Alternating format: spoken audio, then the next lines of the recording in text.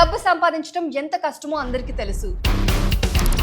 కానీ సంపాదించిన డబ్బును ఎక్కడ దాచుకుంటే సురక్షితంగా ఉంటుందనే విషయం కూడా అంతే ముఖ్యం.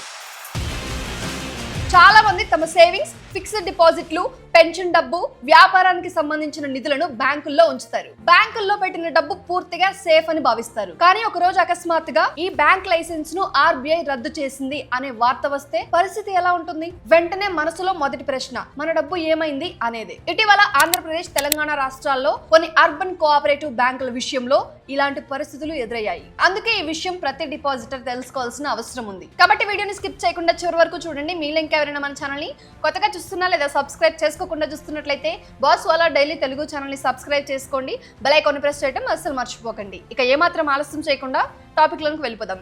హాయ్, హలో, నమస్తే, welcome to boss wala daily Telugu channel. నేను మీ శిరీష కందుల. ముందుగా ఒక విషయం స్పష్టంగా తెలుసుకోవాలి. భారతదేశంలో బ్యాంకింగ్ వ్యవస్థను పర్యవేక్షించే ప్రధాన సంస్థ భారతీయ రిజర్వ్ బ్యాంక్, అంటే ఆర్బీఐ. ప్రతి బ్యాంకు నిర్దిష్ట ఆర్థిక ప్రమాణాలు, వడ్డీ నిబంధనలు, రిస్క్ మేనేజ్మెంట్, డిపాజిటర్ల ప్రయోజనాల రక్షణ వంటి అంశాలను తప్పనిసరిగా పాటించాలి. ఒక బ్యాంకు ఈ కనీస ప్రమాణాలను పాటించలేకపోతే లేదా ఆర్థిక పరిస్థితి పూర్తిగా బలహీనపడితే డిపాజిటర్ల ప్రయోజనాలను కాపాడేందుకు ఆర్బీఐ చివరి దశలో ఆ బ్యాంకు యొక్క బ్యాంకింగ్ లైసెన్స్ ను రద్దు చేసే అధికారం కలిగి ఉంటుంది. అంటే బ్యాంక్ లైసెన్స్ రద్దు చేయడం అనేది శిక్ష కోసం కాదు, భవిష్యత్తులో మరింత మంది ప్రజలు నష్టపోకుండా ఉండడానికి తీసుకునే నియంత్రణ చర్య. అర్థమైందా అండి? ఇప్పుడు మన తెలుగు రాష్ట్రాల్లో ఏ బ్యాంకులపై ఇలాంటి చర్యలు జరిగాయో చూద్దాం. 2014లో హైదరాబాద్ లోని Vasavi cooperative urban bank licence ను ఆర్బీఐ రద్దు చేసింది. తర్వాత 2017లో సికింద్రాబాద్ లోని గోకుల్ కోఆపరేటివ్ అర్బన్ బ్యాంక్ కూడా బ్యాంకింగ్ కార్యకలాపాలను కొనసాగించే అర్హత కోల్పోయింది. 2024లో విజయవాడలోని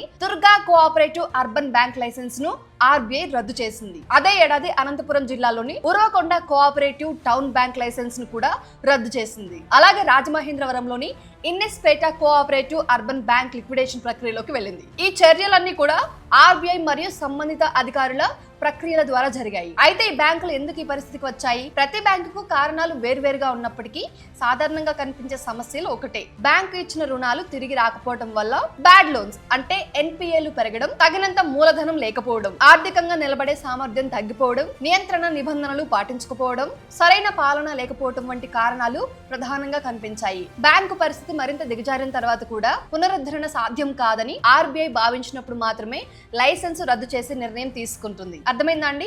అయితే ఇక్కడ మరొక అపోహ కూడా తొలగించాలి.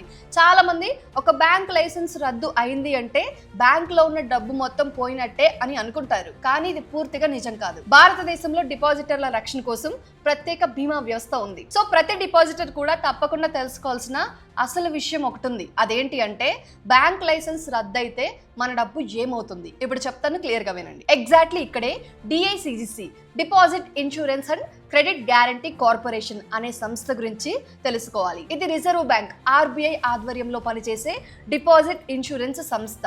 భారతదేశంలోని చాలా పెద్ద షెడ్యూల్డ్ బ్యాంకులు, స్మాల్ ఫైనాన్స్ బ్యాంకులు, అర్బన్ కోఆపరేటివ్ బ్యాంకుల్లో ఉన్న అర్హత కలిగిన డిపాజిట్లకు గరిష్టంగా 5 లక్షల రూపాయల వరకు బీమా రక్షణ కల్పిస్తుంది. ఈ పరిమితిలో అసలు డిపాజిట్ తో పాటు వడ్డీ కూడా కలిపి లెక్కిస్తారు. అంటే ఒకే బ్యాంక్ లో మీ savings account, current account, fixed deposit, recurring deposit అన్ని కలిపి మొత్తం ఎంత ఉందో దాని ఆధారంగా బీమా లెక్కించబడుతుంది. సో ఒక ఉదాహరణ తీసుకుందాం చూడండి. ఒక బ్యాంక్ లో మీ సేవింగ్స్ అకౌంట్ లో 2 లక్షల రూపాయలు ఉన్నాయి అనుకుందాం. అదే బ్యాంక్ లో మరో ఫిక్స్డ్ డిపాజిట్ లో 2.5 లక్షల రూపాయలు ఉంది అనుకుందాం. వడ్డీతో కలిపి మొత్తం 4,80,000 రూపాయలు అయితే అది 5 లక్షల లోపే ఉంటుంది. కాబట్టి డిఐసిజిసి నిబంధనల ప్రకారం ఆ మొత్తం వరకు బీమా రక్షణ లభించే అవకాశం ఉంటుంది. కానీ అదే బ్యాంక్ లో మొత్తం 8 లక్షల రూపాయలు లేదా 12 లక్షల రూపాయలు ఉంటే గనక పరిస్థితి వేరేగా ఉంటుంది. అంటే 5 లక్షల రూపాయల కంటే ఎక్కువ అమౌంట్ ఉంటే సిచ్యువేషన్ ఈస్ డిఫరెంట్ అన్నట్టు. అంటే డిఐసిజిసి గరిష్టంగా 5 లక్షల వరకు మాత్రమే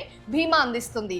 మిగిలిన మొత్తాన్ని వెంటనే ఇస్తారనే హామీ ఉండదు. బ్యాంక్ లిక్విడేషన్ ప్రక్రియలో ఆస్తులు విక్రయించిన తర్వాత చట్టపరమైన ప్రక్రియ పూర్తయిన తర్వాత ఎంత మొత్తం తిరిగి లభిస్తుందో అది బ్యాంక్ యొక్క ఆర్థిక పరిస్థితిపై ఆధారపడి ఉంటుంది. అయితే ఇక్కడ చాలా మంది చేసే ఒక పొరపాటు ఏంటంటే ఒకే బ్యాంకుకు చెందిన 3 బ్రాంచ్ల్లో 3 ఎఫ్డీలు పెడితే 3 సార్లు 5 లక్షల రూపాయల బీమా వస్తుంది అనుకుంటారు. బట్ ఇది కరెక్ట్ ఇన్ఫర్మేషన్ కానే కాదు. ఆ ఇన్సూరెన్స్ పరిమితి అనేది ఒక బ్యాంకుకు మాత్రమే వర్తిస్తుంది, బ్రాంచ్ కు కాదు. ఉదాహరణకు హైదరాబాద్, విజయవాడ, విశాఖపట్నం బ్రాంచ్ల్లో అదే బ్యాంక్లో అంటే సేమ్ బ్యాంక్లో మీకు అకౌంట్స్ ఉన్నా అవన్నీ కూడా కలిపి ఒకే బ్యాంకుగా పరిగణిస్తారు. అందువల్ల ఇన్సూరెన్స్ పరిమితి కూడా మొత్తం డిపాజిట్ల పైన లెక్కిస్తారు. అంటే అవన్నీ కలిపి ఒకే బ్యాంకుకు సంబంధించిన అకౌంట్ల లాగా కౌంట్ చేసి ఏదైతే 5 లక్షల బీమా పరిమితి ఉంటుందో అన్నిటికీ కలిపి అదే వర్తిస్తుంది. అయితే వేరు వేరు బ్యాంకుల్లో డబ్బు ఉంటే పరిస్థితి అనేది డిఫరెంట్ గా ఉంటుంది. ఫర్ ఎగ్జాంపుల్, ఒక బ్యాంక్ లో 5 లక్షల రూపాయలు, మరొక బ్యాంక్ లో మరో 5 లక్షల రూపాయలు ఉంటే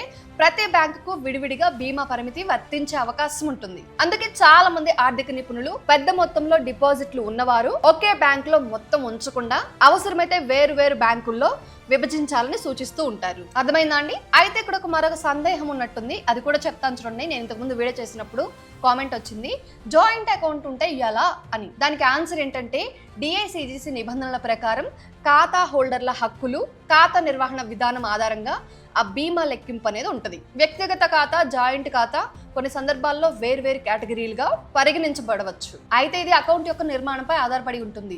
అందుకే జాయింట్ అకౌంట్ విషయంలో సంబంధిత బ్యాంక్ లేదా డిఐసిజిసి అధికారిక మార్గదర్శకాలను అనుసరించడం మంచిది. మీరు జాయింట్ అకౌంట్ తీసుకునే ముందే ఈ విషయాలన్నీ కూడా బ్యాంక్ లో క్లియర్ గా అడిగి తెలుసుకోండి. అంటే ఒక్కో బ్యాంకుకు ఒక్కో రకంగా ఉంటాయి, అంటే ఒక్కో ఖాతాకు ఒక్కో రకమైన ఈ రెగ్యులేషన్స్ అనేవి ఉంటాయి అన్నట్టు. ఓకేనా అండి? ఇప్పుడు ఇంకొక ప్రశ్న, బ్యాంక్ లైసెన్స్ రద్దయిన వెంటనే డిపాజిటర్లు ఏం చేయాలి చెప్తా చూడండి. భయపడి వెంటనే బ్యాంక్ ముందు క్యూ కట్టాల్సిన అవసరం లేదు. లైసెన్స్ రద్దయిన తర్వాత ఆర్బీఐ సంబంధిత అధికారులను లేదా లిక్విడేటర్ ను నియమిస్తుంది. బ్యాంక్ డిపాజిటర్ల వివరాలను పరిశీలించి డిఐసిజిసికి క్లెయిమ్ పంపుతుంది. అర్హత ఉన్న డిపాజిటర్లకు డిఐసిజిసి నిబంధనల ప్రకారం బీమా మొత్తం చెల్లించే ప్రక్రియ అనేది ప్రారంభమవుతుంది. ప్రజెంట్ అమల్లో ఉన్న నిబంధనల ప్రకారం క్లెయిమ్ ప్రక్రియను వీలైనంత త్వరగా పూర్తి చేసే విధంగా వ్యవస్థను బలోపేతం చేశారు. అయితే అవసరమైన డాక్యుమెంట్లు, అకౌంట్ వివరాలు, నామినేషన్ వివరాలు సరిగ్గా ఉండడం చాలా ముఖ్యం. ఇవన్నీ సరిగ్గా ఉండాలి అంటే మనం అకౌంట్ క్రియేట్ చేసుకునేటప్పుడే అన్ని కరెక్ట్ గా, నీట్ గా ఇచ్చి ఉండాలి. అయితే ఇక్కడ నామినీ గురించి కూడా ఒక విషయం గుర్తుంచుకోవాలి. బ్యాంక్ ఖాతాకు నామినీని నమోదు చేసి ఉంటే ఖాతాదారుడికి ఏదైనా జరిగితే డిపాజిట్ క్లెయిమ్ ప్రక్రియ అనేది సులభంగా సాగుతుంది. అందుకే ప్రతి సేవింగ్స్ అకౌంట్, ఎఫ్డి, ఆర్డీకి నామినీని నమోదు చేయడం చాలా చాలా అవసరం. అయితే చాలా మంది ఈ విషయాన్ని చిన్నదిగా తీసుకుంటారు, కానీ అవసరమైన సమయంలో ఇదే కుటుంబ సభ్యులకు పెద్ద సహాయంగా మారుతుంది. ఇక 5 లక్షల రూపాయల కంటే ఎక్కువ డిపాజిట్లు ఉన్నవారు ఏం చేయాలి? దీనికి ఆన్సర్ ఒకటే, పెద్ద మొత్తాన్ని ఒకే చిన్న బ్యాంక్ లో ఉంచే ముందు ఆ బ్యాంక్ యొక్క ఆర్థిక స్థితి, ఆర్బీఐ ఆంక్షలు ఏమైనా ఉన్నాయా, అధికారిక ప్రకటనలు వచ్చాయా అనే విషయాలను పరిశీలించడం మంచిది. జస్ట్ ఎక్కువ వడ్డీ వస్తుందనే కారణంతో నిర్ణయం తీసుకోవడం సరైన పద్ధతి కాదు. సెక్యూరిటీ, ట్రస్ట్ నియంత్రణ ప్రమాణాలు కూడా అంతే ముఖ్యం. అర్థమైందండి? ఇప్పుడు చివరిగా ప్రతి ఒక్కరూ తెలుసుకోవాల్సిన విషయం ఏంటంటే, అసలు కోఆపరేటివ్ బ్యాంకులు ఎందుకు విఫలమవుతున్నాయి, ఇకపై ఇలాంటి పరిస్థితులు రాకుండా ఆర్బీఐ ఏం చేస్తుంది, అలాగే మన డబ్బును మనమే ఎలా సురక్షితంగా ఉంచుకోవాలి. క్లియర్ గా చెప్తాను, జాగ్రత్తగా. ముందుగా అర్బన్ కోఆపరేటివ్ బ్యాంకుల పనితీరును బాగా అర్థం చేసుకోవాలి. ఇవి సాధారణంగా ఒక ప్రాంతానికి చెందిన ప్రజలు, చిన్న వ్యాపారులు, ఉద్యోగులు, వ్యాపార సంఘాలకు బ్యాంకింగ్ సేవలు అందించడానికి ఏర్పాటు చేసిన సంస్థలు. పెద్ద కమర్షియల్ బ్యాంకులతో పోలిస్తే ఇవి చిన్న స్థాయిలో పనిచేస్తాయి. అందువల్ల వాటి మూలధనం కూడా తక్కువగా ఉంటుంది. ఇలాంటి బ్యాంకుల్లో ఇచ్చిన రుణాలు ఏవైతే ఉంటాయో అవి తిరిగి రాకపోతే వాటి ఆర్థిక స్థితిపై పెద్ద ప్రభావం అనేది పడుతుంది. అయితే బ్యాంకు ఇచ్చిన రుణాలు చాలా కాలం పాటు తిరిగి రాకపోతే వాటిని నాన్ పర్ఫార్మింగ్ అసెట్స్, ఎన్పిఏలు అంటారు. ఒక బ్యాంక్ లో ఎన్పిఏలు పెరుగుతుంటే ఆదాయం అనేది తగ్గిపోతుంది. అట్ ద సేమ్ టైం డిపాజిటర్లకు వడ్డీ చెల్లించాలి, ఉద్యోగులకు జీతాలు ఇవ్వాలి, ఇంకా ఇతర ఖర్చులను కూడా కొనసాగించాలి. దీంతో బ్యాంక్ యొక్క ఇన్కమ్ అనేది క్రమంగా తగ్గిపోతూ ఉంటుంది. ఒక దశలో ఆర్బీఐ నిర్దేశించిన కనీస ఆర్థిక ప్రమాణాలను కూడా నిలబెట్టుకోలేని పరిస్థితి అనేది వస్తుంది. అలాంటి సమయంలో ముందుగా ఆర్బీఐ హెచ్చరికలు జారీ చేస్తుంది, అవసరమైతే కొన్ని ఆంక్షలు విధిస్తుంది. అయినా కూడా పరిస్థితి అనేది మెరుగుపడకపోతే చివరకు బ్యాంకింగ్ లైసెన్స్ ను రద్దు చేస్తుంది. ఇది హోల్ ప్రాసెస్ అన్నట్టు. ఇంకో ముఖ్యమైన విషయం ఏంటంటే, అర్బన్ కోఆపరేటివ్ బ్యాంకులు డ్యూయల్ రెగ్యులేషన్ కింద పనిచేస్తాయి. అంటే బ్యాంకింగ్ కార్యకలాపాలను ఆర్బీఐ పర్యవేక్షిస్తే కోఆపరేటివ్ వ్యవస్థకు సంబంధించిన కొన్ని పరిపాలనా అంశాలు ఆయా రాష్ట్రాల యొక్క కోఆపరేటివ్ శాఖ యొక్క పరిధిలో ఉంటాయి. అందుకే ఈ రంగంలో పాలన అనేది మరింత బలపడాల్సిన అవసరం ఉందని ఆర్థిక నిపుణులు చాలా కాలంగా సూచిస్తున్నారు. గత కొన్ని సంవత్సరాల్లో ఆర్బీఐ కూడా గవర్నెన్స్, రిస్క్ మేనేజ్మెంట్, అంతర్గత నియంత్రణలపై మరింత దృష్టి పెట్టింది. ఇక ఇటీవల సంవత్సరాల్లో ఆర్బీఐ అర్బన్ కోఆపరేటివ్ బ్యాంకుల కోసం పలు కీలక సంస్కరణలు తీసుకొచ్చింది. బ్యాంకుల మూలధనం బలంగా ఉండేలా నిబంధనలు కఠినతరం చేసింది. పెద్ద మొత్తంలో ఒకే వ్యక్తికి లేదా ఒకే వ్యాపార సమూహానికి రుణాలు ఇవ్వకుండా రిస్క్ పరిమితులను అమలు చేస్తుంది. సర్టెన్ కేటగిరీ రంగాలకు రుణాల పంపిణీపై కూడా స్పష్టమైన మార్గదర్శకాలను జారీ చేసింది. బ్యాంకుల బోర్డు నిర్వహణ, ఆడిట్లు, ఆర్థిక పారదర్శకత వంటి అంశాలపై కూడా పర్యవేక్షణను పెంచింది. ఈ చర్యల అన్నిటి యొక్క లక్ష్యం బ్యాంకులను మూసివేయటం కాదు, అవి బలంగా పనిచేసేలా చేయటం, డిపాజిటర్ల డబ్బును రక్షించడం. అర్థమైందా అండి? అయితే డిపాజిటర్లుగా మనం కూడా కొన్ని జాగ్రత్తలు తీసుకోవాలి. మొదటిగా, కేవలం ఎక్కువ వడ్డీ వస్తుందని చూసి ఏ బ్యాంకులోనైనా పెద్ద మొత్తంలో డబ్బు పెట్టకూడదు. బ్యాంకు ఎంత నమ్మకంగా పనిచేస్తుంది, దాని గురించిన అధికారిక సమాచారం ఏముంది, ఆర్బీఐ ఏమైనా ఆంక్షలు విధించిందా వంటి అంశాలను కూడా పరిశీలించాలి. రెండోది, ఒకే బ్యాంకులో చాలా పెద్ద మొత్తాన్ని ఉంచడం కంటే అవసరమైతే వేరు బ్యాంకుల్లో విభజించడం మంచిది. ముఖ్యంగా డిఏసిజిసి బీమా పరిమితి గురించి ప్రతి ఒక్కరు కూడా తెలుసుకోవాలి. మూడోది, ప్రతి బ్యాంకు ఖాతాకు నామినీని తప్పనిసరిగా నమోదు చేయాలి. ఇది నేను ప్రతి వీడియోలో చెప్తూ ఉంటాను, ఇలాంటి బ్యాంక్ రిలేటెడ్ వీడియోస్ లో. సో ఇది చాలా ఇంపార్టెంట్, చెయ్యండి. చాలా సంవత్సరాల తరబడి ఖాతాలు నిర్వహించిన నామినేషన్ చేయరు చాలా మంది.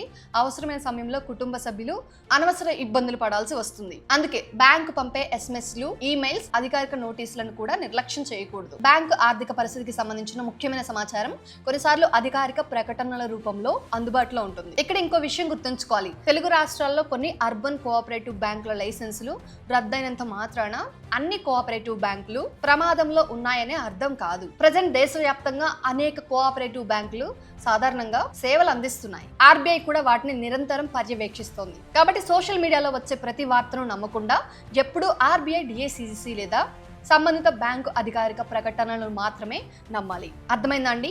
ఈ వీడియో ద్వారా గుర్తుంచుకోవాల్సిన 5 ముఖ్యమైన విషయాలు ఇవేనండి. 1, బ్యాంక్ లైసెన్స్ రద్దు అంటే వెంటనే మీ డబ్బు మొత్తం పోయింది అని కాదు. 2, డిఏసిజిసి నిబంధనల ప్రకారం అర్హత ఉన్న డిపాజిటర్లకు గరిష్టంగా 5 లక్షల వరకు బీమా రక్షణ అనేది ఉంటుంది. ఇక 3వది, ఒకే బ్యాంకులోని అన్ని ఖాతాలను కలిపి ఈ పరిమితి అనేది లెక్కిస్తారు. ఇది బాగా గుర్తుపెట్టుకోండి. ఇక 4వది, ఎక్కువ వడ్డీ కోసం మాత్రమే బ్యాంకును ఎంచుకోవద్దు, భద్రత కూడా పరిగణలోకి తీసుకోవాలి. 5వది, ప్రతి డిపాజిటర్ తన బ్యాంకు ఖాతాకు నామినీని నమోదు చేసి అధికారిక సమాచారాన్ని ఎప్పటికప్పుడు పరిశీలిస్తూ ఉండాలి. డబ్బు సంపాదించడం చాలా కష్టం, కానీ దాన్ని సురక్షితంగా ఉంచుకోవడం కూడా అంతే ముఖ్యమైన బాధ్యత. సరైన అవగాహన ఉంటే భయపడాల్సిన అవసరం ఉండదు. అధికారిక సమాచారం తెలుసుకొని సరైన నిర్ణయం తీసుకుంటే మన కష్టార్జిత సంపాదనను మరింత సురక్షితంగా ఉంచుకోవచ్చు. సో ఈ సమాచారం కనుక మీకు ఉపయోగపడితే తప్పకుండా మీ కుటుంబ సభ్యులు, స్నేహితులతో షేర్ చేయండి. ముఖ్యంగా కోఆపరేటివ్ బ్యాంకుల్లో డిపాజిట్లు ఉన్న వారికి ఈ వీడియోని చేరేలా పంపండి. ఇలాంటి అధికారిక సమాచారం ఆధారంగా ఫైనాన్స్, బ్యాంకింగ్, ఆర్బీఐ మరిన్ని వీడియోల కోసం బాస్వాలా డైలీ తెలుగు ఛానల్ ని సబ్స్క్రైబ్ చేసుకొని బెల్ ఐకాన్ ప్రెస్ చేసుకొని నోటిఫికేషన్స్ ఆన్లో ఉంచుకోండి. వీడియో అప్లోడ్ చేసిన వెంటనే మీ వరకు ఇన్ఫర్మేషన్ టక్కున వచ్చేస్తుంది. ఓకేనా? సో ఇది ఇవాల్టి మన ఇన్ఫర్మేషన్ అప్డేట్. ఇలానే మరొక సరికొత్త ఇంట్రెస్టింగ్ అండ్ ఇన్ఫర్మేటివ్ అప్డేట్తో మళ్ళీ మీ ముందుకు వస్తాను. అప్పటి వరకు బాస్వాలా డైలీ తెలుగు ఛానల్లో ఇలాంటి చాలా రకాల ఇన్ఫర్మేటివ్ వీడియోస్ ఉంటాయి. ఒకసారి విజిట్ చేసి చూడండి ఛానల్ పేజ్ని. ఇక మీకు ఏమైనా డౌట్స్ ఉన్నా జస్ట్ ఆ డౌట్ నేమ్ని కామెంట్ చేసి చెప్పండి. నేను దానికి సంబంధించి ప్రాపర్ ఇన్ఫర్మేషన్ గ్యాదర్ చేసి ఆ ఇన్ఫర్మేషన్ నేను మీకు వీడియో రూపంలో అందించడానికి ప్రయత్నిస్తాను. ఓకేనా? సో వెళ్ళొస్తాను మరి. అప్పటి వరకు stay tuned to Bosswala daily Telugu channel. Signing off, Sirisha Kandila. Brand partnerships and advertising enquiries కోసం brand@baswala.com కి ఈమెయిల్ చేయండి లేదా 9108014192కి వాట్సాప్ చేయండి. Bosswala. Be the boss.